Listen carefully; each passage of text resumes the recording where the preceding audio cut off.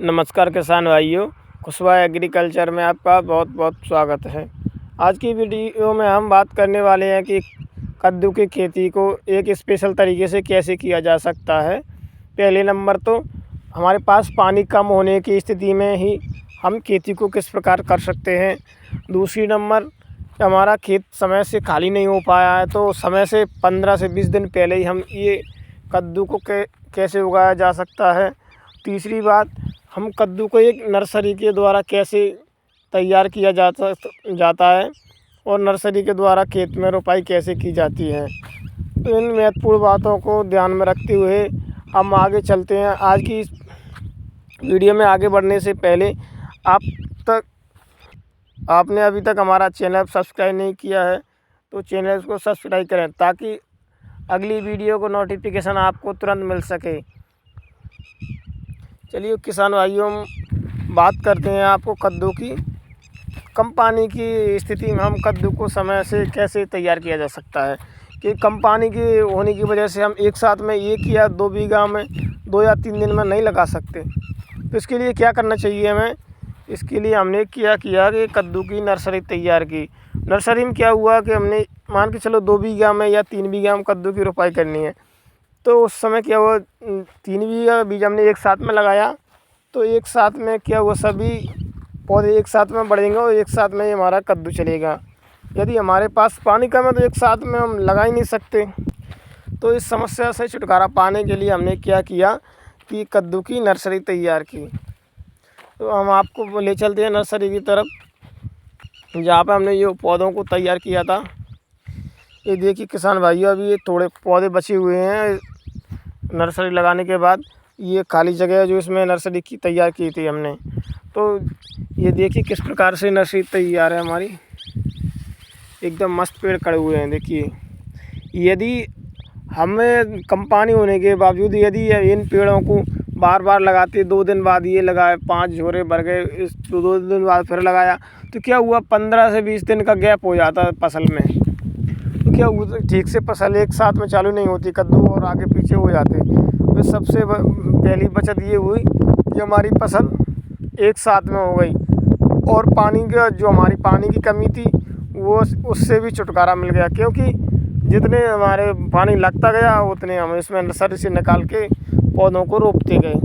इस प्रकार किसान भाइयों में पानी की कमी होने के बावजूद हम कद्दू की खेती कर सकते। दूसरी बात आती है कि हमारा खेत खाली नहीं है, प्याज की खुदाई चल रही है और कद्दू लगाने हम लेट हो रहे हैं, तो अब क्या करें। तो ऐसी स्थिति में ये काम किया जा सकता है कि जब तक हमारा खेत तैयार नहीं है उससे पहले हम कद्दू की नर्सरी तैयार कर सकते हैं। हुई ना फ़ायदे की बात।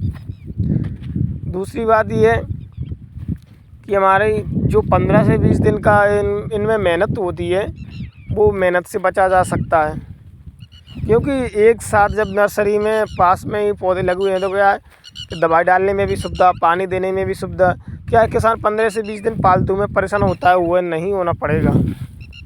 और सबसे खास बात ये है इसमें कि जैसे हम यदि यहाँ पे बीज लगाते, मान के चलो यहाँ पे भी बीज लगाते, यदि समय पर दवाई नहीं डल पाई या दवाई डालने के बाद भी कीड़ा इनको खा गया तो यहाँ से ये खाली जगह हो जाती, ये भी जगह खाली हो जाती।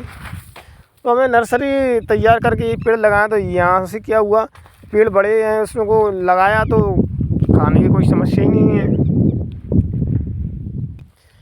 किसान भाइयों, इस प्रकार हम कद्दू में कई जोखिमों से बचा जा सकता है। तो इस प्रकार से खेती करना ठीक रहता है, क्योंकि इसमें काफ़ी समय की भी बचत है, पैसे की भी बचत है, लेबर की भी बचत है।